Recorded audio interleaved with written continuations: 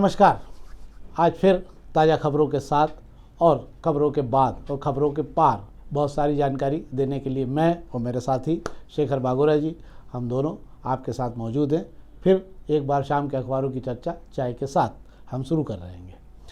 आज शेखर जी जो महत्वपूर्ण खबरें हैं उसमें आज सिटी ब्लास्ट की एक बड़ी खबर है। ये सिटी ब्लास्ट की एक बड़ी खबर ये है कि इंदौर में 141 करोड़ का प्लाट बिका है भैया, और विकास प्राधिकरण ने कोई टेंडर बुलाए थे 22 प्लाट आवंटित करने के लिए।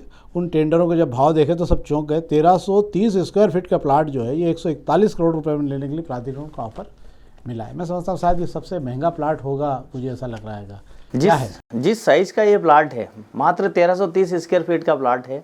अगर ये 1 करोड़ 41 लाख रुपए में अगर बिक रहा है और इसके में 134 का प्लाट है, स्टार चौराहे से लगा हुआ है, वहाँ पर हमने देखा है काफ़ी कॉर्पोरेट टाइप की बिल्डिंगें वहाँ बन रही है और आसपास जो बड़ा फैलावा जो हुआ है बड़े बड़े प्लाटों का है। तो ऐसे में इतना बड़ा प्लाट बिकना आईडीए के लिए एक बहुत बड़ी लॉटरी निकलने के जैसा आएगा। हाँ, कम से कम आईडीए का कम से कम खजाना तो भरेगा। दूसरा एक और है कि इसके पास के प्लाट भी जो है वो 68 लाख रुपए के हिसाब से ही ऑफर आए हैं उसके अंदर भी। मुझे लग रहा है इंदौर, आपको शायद एक जानकारी और मैं दे देता हूँ कि इस साइड में कौन सा है आपके प्रॉपर्टी साइड पर हम लोग इंदौर जो है वो देश के 4 बड़े महानगरों में अब शामिल होता जा रहा है, जहाँ पर सबसे ज़्यादा आपका इस सेक्टर में काम चल रहा है और बड़े बड़े सौदे हो रहे हैं। मुझे लगता है खजराने में एक दुकान बिकी थी गणेश मंदिर के अंदर, उसके बाद ये दूसरा बड़ा सौदा हो रहा है, जो वो सबसे छोटी दुकान थी शायद 30-50 स्क्वायर फीट की, जिसके अंदर ये फैसला हुआ था। अब हम बात कर लेते हैं अग्निबाण की खबरों की। अग्निबाण की खबरों में आज जो खबरें हैं ठंडी को लेकर है। ठंड एक बार फिर तेज़ी से बढ़ रही है। दूसरा ये है कि ठंड के अलावा जो खबरें हैं उसके अंदर वो ये है कि एक तो एमजी रोड पर सारे बोर्ड एक जैसे लगाने का काम आज से शुरू हो गया, खासकर कलेक्टेड कोर्ट के सामने की साइड में। एक खबर और है कि जो ये एक नई बड़ी विचित्र बात हो रही है, लोगों को सतर्क भी होना चाहिए कि ई कार्ड खोलते ही आपके खातों से पैसे गायब हो रहे हैं। ई कार्ड मतलब जो शादी के निमंत्रण आते हैं उन पत्रिकाओं को लेकर नए नए तरीके लोग अपना रहे हैं। आपको कार्ड भेजते हैं और 6 से 8 लोगों, अभी तक 6 से 8 लाख रुपए की ठगी हो चुकी है। मुझे ऐसा लगता है शेखर जी कि ऐसे मामलों में क्या करना चाहिए, कार्ड आने के बाद खोलें पहले कि सामने वाले फ़ोन लगा लेंगे भैया आपने बुलाया है कि नहीं?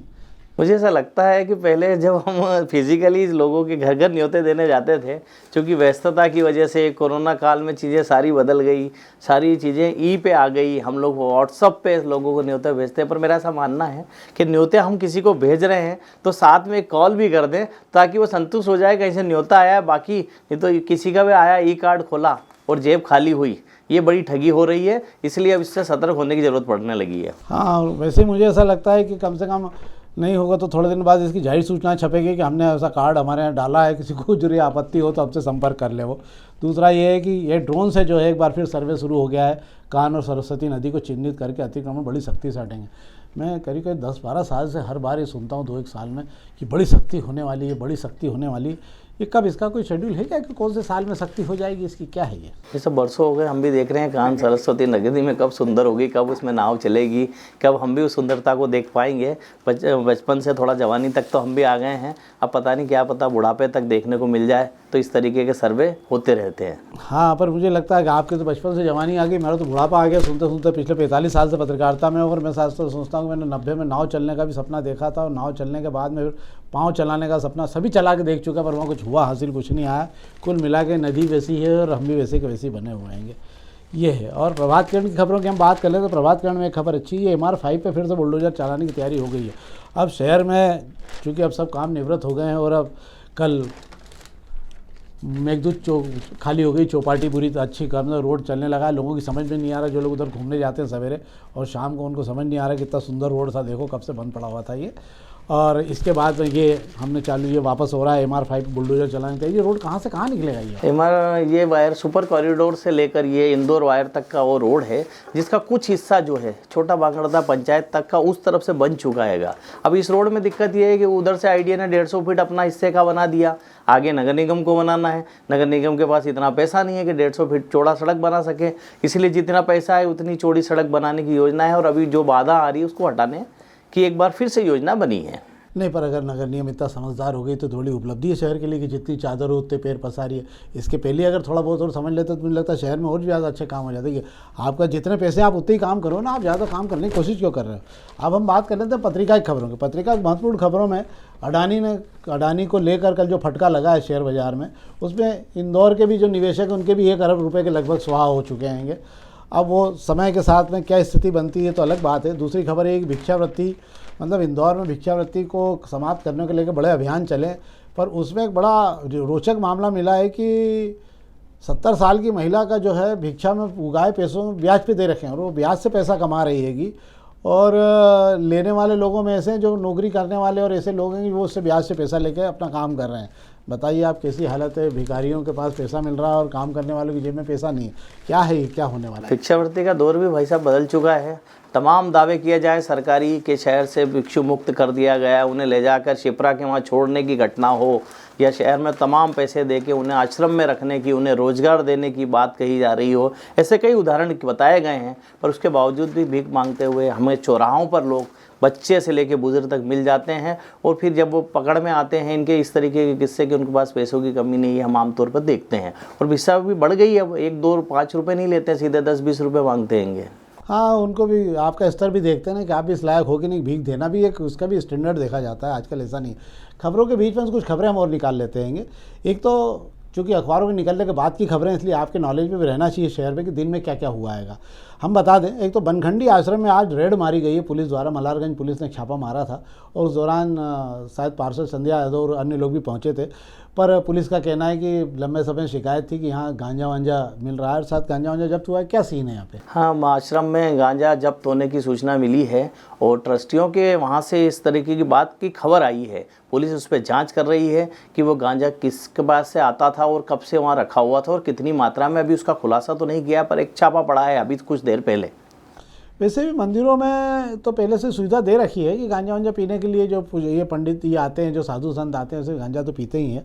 पर अब कितना क्या होना चाहिए इसका अंदाज़ मुझे नहीं है शायद। एक और झमेला हो गया है आज बैठे बैठाए कि मुख्यमंत्री का विवाह का आयोजन आज जो है, मुख्यमंत्री का विवाह समारोह जो आयोजन होना था, कन्यादान समारोह, उसके अंदर एक झमेला हो गया कि एक प्रेमिका जो है वो पहुंच गई वहाँ पे और उसने जो पति था उसका जो मतलब जिससे वो शादी कर रही थी, है ना, और प्रेमी को जो उन्होंने अच्छा पीट डाला, उसकी दुल्हन को भी वहाँ पे। और ये थाना फिर ये भी मल्हारगंज ही पहुँचा। अच्छा, मल्हारगंज में आज बड़ी चहल पहल बनी रही सवेरे से, मतलब।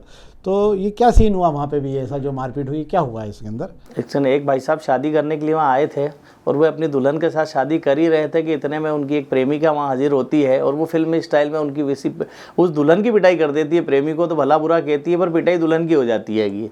इस पर दुल्हन जो है अपने परिवार वालों के साथ में उसके खिलाफ मुकदमा दर्ज कराने मल्हारगंज थाने पहुँचती है।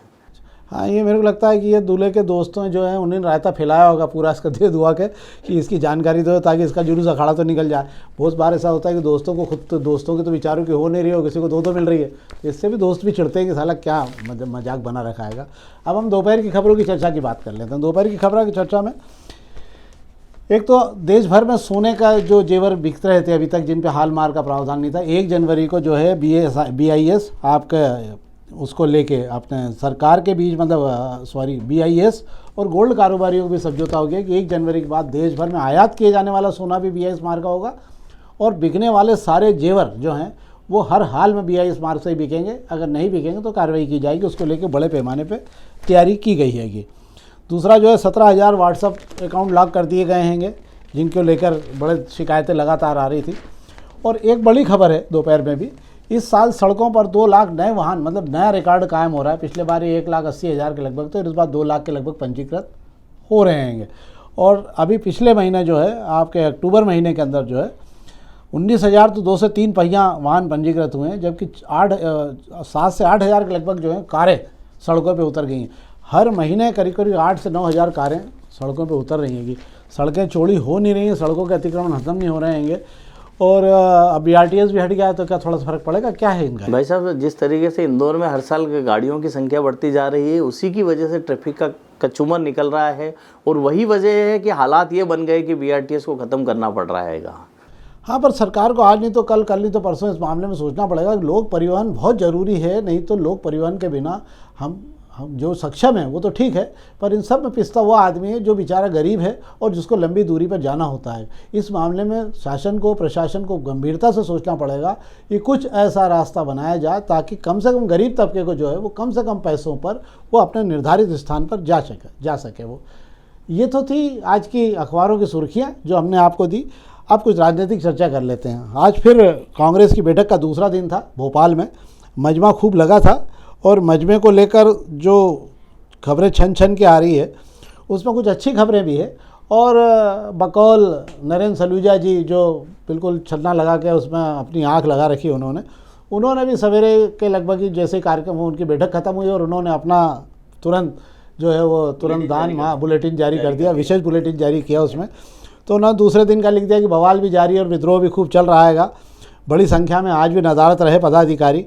पटवारी के निर्देशन पे मंच पे कुर्सी लगी थी नेता प्रतिपक्ष की और नेता प्रतिपक्ष आए नहीं और उसके बाद में उनकी प्रतिपक्ष की कुर्सी बैठा दी और सिली पिली फाड़ के फेंक दी। ये हमारे ही आंखों का मामला नहीं है, ये उनकी आंखों ने जो देखा होगा या उनके जासूस जो हरिराम जिन्होंने जानकारी दी होगी उसके आधार पर उन्होंने लिखा है।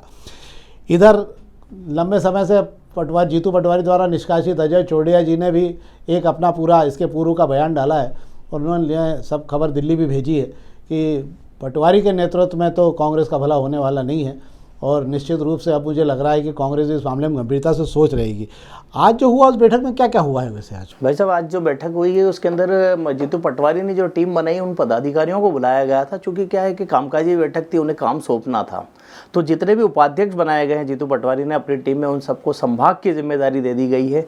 किसको कौन सा संभाग मिला है इसकी सूची जल्द जारी होने वाली है, पर यह तय हुआ है बैठक में कि जितने भी उपाध्यक्ष है वह संभाग संभालेंगे। महासचिवों को जिला दिया गया है, जितने महासचिव है जिला देखेंगे, सचिव सचिव विधानसभा देखेंगे और जो विधायक हैं पूर्व विधायक हैं उन्हें भी अपने प्रभाव वाले विधानसभा क्षेत्र की जिम्मेदारी दी गई है। और यहाँ तक कहा गया है कि अब कांग्रेस में भी भाजपा की तर्ज पर बूथ और मंडल स्तर पर मजबूती लाने की कोशिश की जाएगी। नए साल में एआईसीसी की एक बड़ी बैठक होने वाली है जिसके अंदर इन जिम्मेदारों से सवाल जवाब भी होगा कि आपको काम मिला, उसके बाद में आपने क्या नतीजे दिए हैं, फीडबैक लिया जाएगा उसके अंदर। हाँ, अपन ऐसा मान लेते हैं कि पटवारी रहे ना रहे संगठन के पदों पर कांग्रेस में जान फूंकने का काम शुरू हो गया है। कांग्रेस निश्चित रूप से तेज़ रफ्तार से कोशिश कर रही है कि अपने आप को वापस खड़ा कर पाए। अब ये तो समय ही बताएगा कि कौन कितनी तेज़ी से खड़ा हो पाता है।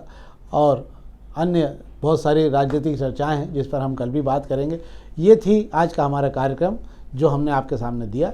हमारा फिर आपसे आग्रह है, कृपया अधिक से अधिक लोगों तक इसे पहुंचाएं और लाइक ज़रूर करें ताकि हमारा मनोबल बढ़े। बहुत बहुत धन्यवाद।